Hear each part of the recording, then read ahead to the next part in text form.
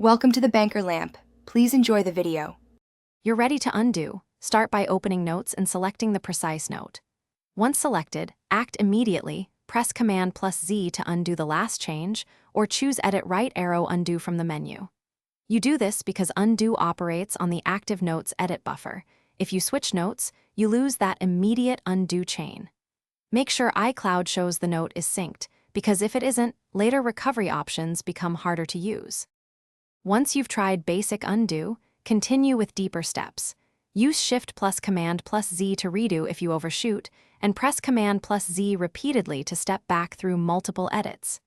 If the change happened earlier or after closing the note, check Recently Deleted and confirm iCloud sync. Sometimes the version you want is still in the cloud. For local notes, make sure Time Machine is running.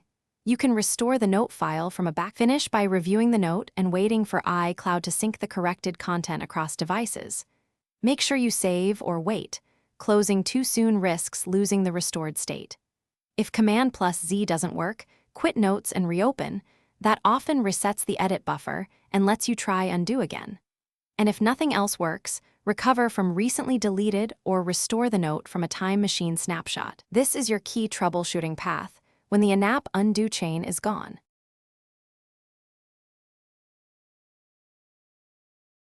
Thanks for watching. If this was helpful, leave a like and consider subscribing. See you next time.